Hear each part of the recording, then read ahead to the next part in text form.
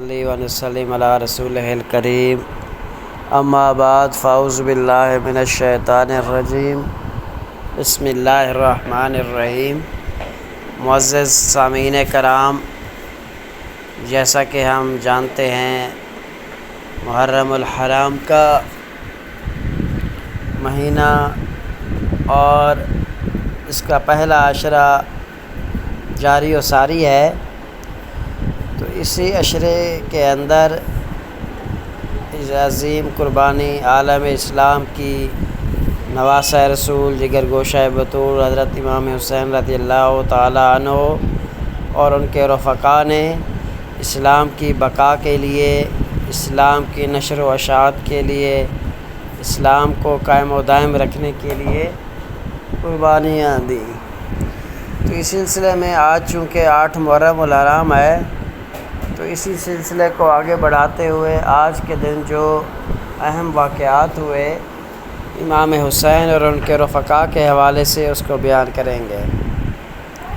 تو سب سے پہلے 8 محرم الحرام کو پانی کی شدید قلت کر دی گئی، پانی کو امام حسین اور ان کے رفقا پر بند کر دیا گیا، اور یہ محرم الحرام 8 ہجری کا واقعہ ہے۔ تو اس دن لشکر یزید کی طرف سے پانی پر پابندی کو 3 دن ہو چکے تھے، تو خیمہ گاہ حسینی میں بچوں، خواتین اور بوڑھوں کی پیاس شدت اختیار کر گئی تھی۔ امام حسین نے اپنے بھائی حضرت عباس رضی اللہ تعالیٰ عنہ کو فرات سے پانی لانے کے کئی مشن پر بھیجا، لیکن دشمنوں نے راستے بند کر رکھے تھے۔ تو پھر حضرت امام حسین نے حضرت عباس رضی اللہ تعالیٰ عنہ کو صبر کی تلقین کی اور فرمایا کہ انشاءاللہ اللہ کی مدد ہمارے ساتھ ہے۔ اسی طرح اسی دن حضرت علی اکبر کا خطبہ ہے کہ اس دن روایت میں آتا ہے کہ حضرت علی اکبر نے دشمنوں کی فوج کے سامنے ایک تاریخی خطبہ دیا، جس میں انہوں نے امام حسین کے نسب اور رسول اللہ صلی اللہ علیہ وسلم سے قرابت کا ذکر کرتے ہوئے دشمن کو جھنجھوڑا، مگر یزیدی لشکر کے دل سخت ہو چکے تھے۔ اسی طرح اسی دن 8 محرم الحرام کو لشکر یزید کی نفری میں اضافہ ہو گیا، تو ابن زیاد کے حکم پر عمر بن سعد نے مزید کمک طلب کی تھی، جو 8 محرم کو کربلا پہنچی۔ لشکر یزیدی کی تعداد 30,000 سے زائد ہو گئی، جبکہ حسینی خیمے اب بھی صرف 72 یعنی 72 افراد پر مشتمل تھے۔ اسی طرح 8 محرم الحرام کو امام حسین کا دشمن کو آخری دعوت ہدایت دینا ہے، تو امام حسین نے ایک مرتبہ پھر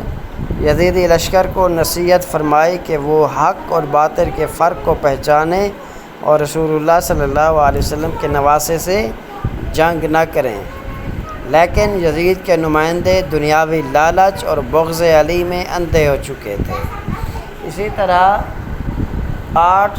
محرم الحرام کو حضرت عباس رضی اللہ تعالیٰ عنہ کا عزم ہے۔ حضرت عباس ہر وقت امام حسین کی اجازت کے منتظر رہے کہ کب جہاد کریں، مگر امام حسین رضی اللہ تعالیٰ عنہ نے صبر کی تلقین فرماتے رہے انہیں۔ تو اسی طرح حضرت عباس نے پانی لانے کی کوشش جاری رکھی، مگر ہر بار راستے میں یزیدی فوج رکاوٹ بنی۔ تو یہ وہ تمام واقعات تھے جو 8 محرم الحرام کو واقع کربلا کے دوران، کربلا کے موقع پر یہ پیش آئے۔ تو اللہ تعالیٰ سے دعا ہے کہ اللہ تبارک و تعالی ہمیں امام حسین کے نقش قدم پر چلنے اور آپ رضی اللہ تعالیٰ عنہ کے علاوہ جو آپ کے جانثار رفقا تھے، ان کی اس عظیم قربانی کی یاد میں ہمیں بھی دین اسلام کے لیے ہر طرف قربانی کے لیے تیار رہنا اور قربانی کے لیے ہمیشہ تیار رہنا چاہیے، تاکہ جب بھی اسلام کو قربانی کی ضرورت پڑے تو ہم اپنے آپ کو اس کے لیے پیش کر سکیں۔